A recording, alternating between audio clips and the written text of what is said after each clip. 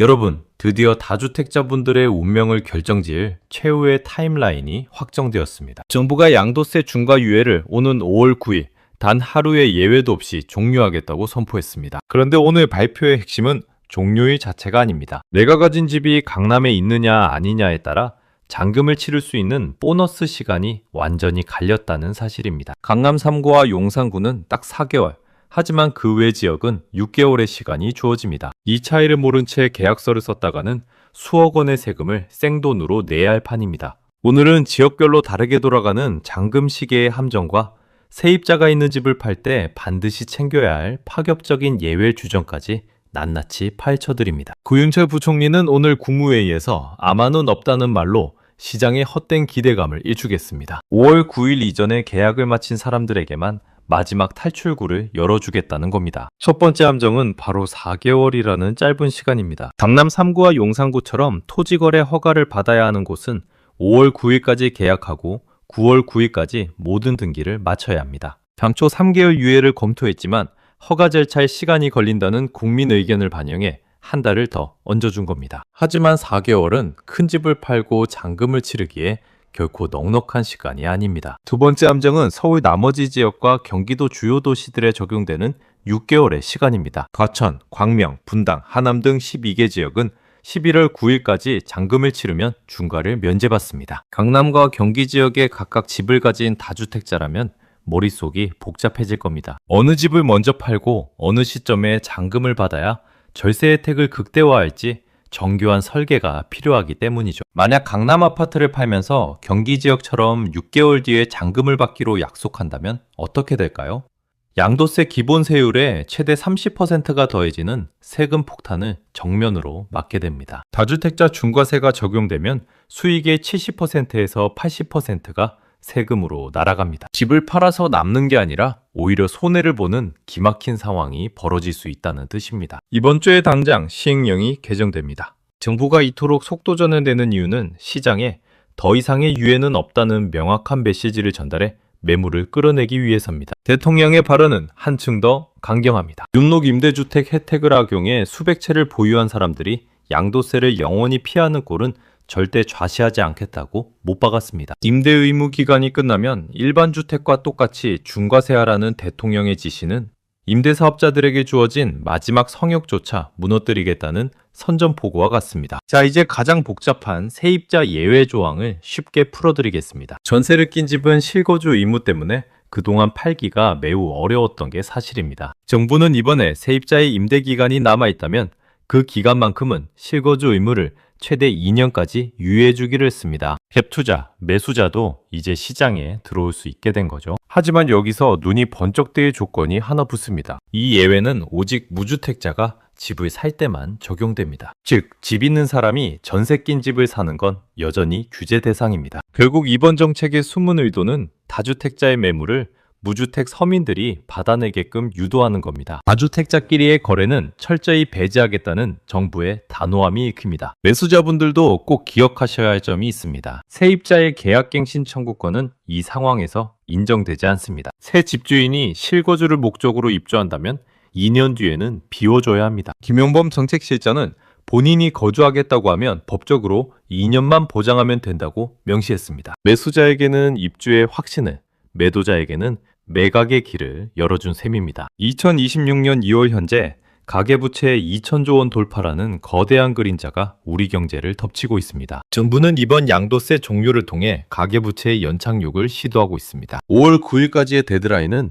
시장에 엄청난 심리적 압박으로 작용할 겁니다. 급해진 매도자들이 가격을 낮추기 시작하면 부동산 시장의 가격 주도권은 완전히 매수자에게 넘어갑니다. 특히 강남권의 4개월 기한은 그야말로 번개 매각을 요구하는 수준입니다. 대출 심사가 까다로워진 요즘 4개월 안에 잔금까지 치를 매수자를 찾기란 여간 어려운 일이 아닐 겁니다. 여러분이 다주택자라면 지금 당장 자산 포트폴리오를 냉정하게 점검해야 합니다. 설마 또 연장해 주겠지? 라는 안일한 생각은 수억 원의 자산 손실로 이어지는 지름길입니다. 환율 1,500원을 위협하는 시대에 현금의 가치는 갈수록 귀해집니다. 부동산이라는 덩치 큰 자산을 현금화할 수 있는 마지막 골든타임을 정부가 던져준 것이나 다름없습니다. 이번 시행령 개정안은 지자체 재정 자립도 문제와도 연결되어 있습니다. 거래 절벽으로 줄어든 취득세를 만회하기 위해서라도 정부는 거래 활성화에 사활을 걸고 있습니다. 경기도 12개 지역, 즉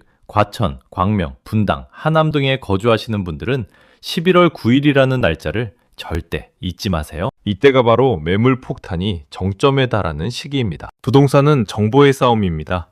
남들보다 하루라도 먼저 매물을 내놓고 하루라도 빨리 계약 도장을 찍는 사람이 결국 수억 원의 세금을 아끼는 승자가 됩니다. 정부의 이번 조치는 단순히 세금 징수가 목적이 아닙니다. 다주택자들을 시장에서 퇴장시키고 실수요자 중심의 시장 질서를 재편하려는 거대한 기획의 마침표입니다. 5월 9일 이후의 시장은 지금과는 전혀 다른 모습일 겁니다. 양도세 중과라는 거대한 장벽이 다시 세워지면 시장의 거래는 지금보다 훨씬 더 급격하게 얼어붙을 수 있습니다. 간지낼 부동산 중개소에 가보시면 이미 분위기가 예사롭지 않음을 느끼실 겁니다. 호가를 낮춘 급매물들이 하나둘씩 고개를 들고 있는 게 현장의 생생한 소식입니다. 강남권의 4개월 유예는 토지거래 허가 절차를 감안하면 사실상 3개월이나 다름없습니다. 구청의 허가 서류가 늦어지는 변수까지 고려한다면 지금 당장 움직여야 합니다. 인구 구조 변화와 1인 가구 증가 추세 속에서 덩치 큰 대형 평수 다주택 보유는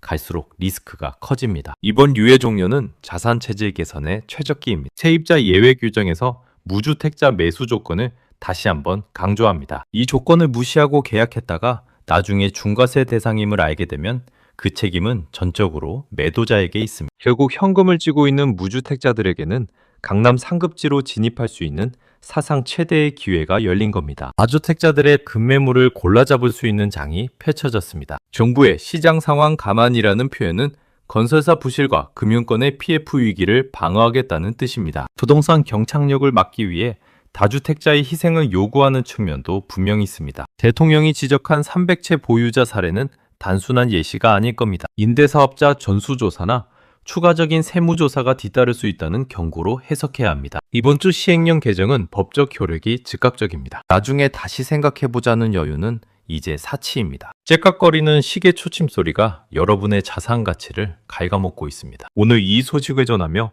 여러분께 간절히 조언합니다. 감정적인 대응보다는 철저한 숫자 계산이 우선입니다. 세무사 상담 비용 몇십만 원 아끼려다 수억 원을 잃지 마세요. 잔금 기한을 어기는 것은 계약 위반을 넘어 세법상 구제받을 수 없는 치명적인 실수입니다. 매수자와의 특약사항에 잔금 기한 미준수 시 책임 소재를 명확히 못 박으십시오. 강남 3구와 용산구의 실거주 4개월 유예는 정부가 줄 수 있는 마지막 배려입니다. 이 기간을 놓치면 다음 정권이 들어설 때까지 중과세의 늪에서 빠져나오기 힘들 것입니다. 대통령이 직접 등록임대주택의 공정성을 언급한 만큼 앞으로 임대사업자의 양도세 비과세 혜택은 갈수록 축소되거나 엄격해질 것이 분명해 보입니다. 경제부총리의 아마는 없다는 확신은 기획재정부의 세수 추계가 이미 끝났음을 의미합니다. 여러분의 세금이 국가 곳간을 채우는 데 쓰일지 여러분의 노후 자금이 될지는 오늘 결정됩니다. 부동산은 이제 더 이상 무패 신화의 자산이 아닙니다. 가계부채 2000조 시대의 부동산은 때로는 무거운 짐이 될 수 있습니다. 현명하게 덜어내는 기술이 필요합니다. 5월 9일 이후의 부동산 시장은 그야말로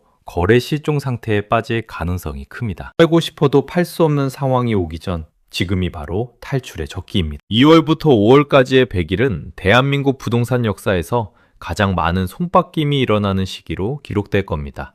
여러분은 그 손바뀜의 주인공이 되시겠습니까? 세입자 문제로 골머리를 앓던 분들은 오늘 발표된 2년 유예 조항을 적극 활용하세요. 매수자에게 실거주 부담을 덜어주는 조건으로 협상 테이블을 유리하게 이끌 수 있습니다. 무주택자들에게는 이번 정책이 강남과 용산이라는 핵심 입지로 들어가는 프리패스권이 될 것입니다. 전세를 끼고 집을 사는 합법적 갭 투자의 길이 열렸으니까요. 하지만 이 프리패스권도 5월 9일이라는 유통기한이 지나면 휴지 조각이 됩니다. 매도자와 매수자 모두에게 주어진 시간은 똑같이 흐르고 있습니다. 구윤철 부총리의 단호함은 정부의 부동산 정책 기조가 완전히 바뀌었음을 상징합니다. 이제는 다주택을 권장하던 시대에서 1주택 실거주 시대로 강제 이주당하고 있습니다. 임대차법과 양도세, 그리고 토지거래 허가제라는 세 겹의 규제 그물을 정부가 잠시 걷어준 겁니다. 이 그물이 다시 내려오기 전 최대한 빨리 헤엄쳐 나오셔야 합니다. 마지막으로 날짜를 다시 복귀합니다. 강남과 용산은 9월 9일, 경기도와 서울 기타 지역은 11월 9일입니다. 이 날짜 하루가 수억 원의 가치를 지닙니다. 이번 주 완료된 시행령 개정은 국세청의 전산망과 즉시 연동됩니다. 편법 거래나 다운 계약서는 상상도 하지 마십시오. 자금 출처 조사까지 견뎌내 투명한 거래만이 살길입니다. 여러분의 결단이 여러분 가족의 미래를 결정합니다. 부동산 정보 TV는 항상 팩트만을 전달하며 여러분의 재산을 지키는 든든한 파트너가 되겠습니다. 위기 속에서 기회를 찾는 것은 오직 깨어있는 사람들의 몫입니다. 정부의 발표문을 행간까지 읽어내는 습관이 여러분을 부의 길로 인도할 것입니다. 국무회의의 결정은 대한민국 부동산 지도를 다시 그리는 시발점이 될 것입니다. 자산의 재배치를 통해 더 안전하고 탄탄한 미래를 설계하시길 바랍니다. 2026년의 이 변화는 누군가에게는 재앙이겠지만 준비된 여러분에게는 인생 역전의 발판이 될 수 있습니다. 냉철한 이성으로 시장을 바라보십시오. 오늘 전해드린 이 긴급한 소식이 여러분의 자산 관리에 큰 도움이 되었기를 바랍니다. 수억 원의 세금을 아끼는 첫걸음은 정확한 정보를 아는 것부터 시작됩니다. 영상이 도움되셨다면 구독과 좋아요 부탁드립니다. 여러분의 클릭 한 번이 더 깊이 있는 분석과 현장의 진실을 파헤치는 큰 힘이 됩니다. 부동산 정보는 속도가 곧 돈입니다. 다음에도 시장을 뒤흔들 결정적인 뉴스가 나오면 가장 빠르고 정확하게 여러분을 찾아뵙겠습니다. 시청해 주셔서 감사합니다.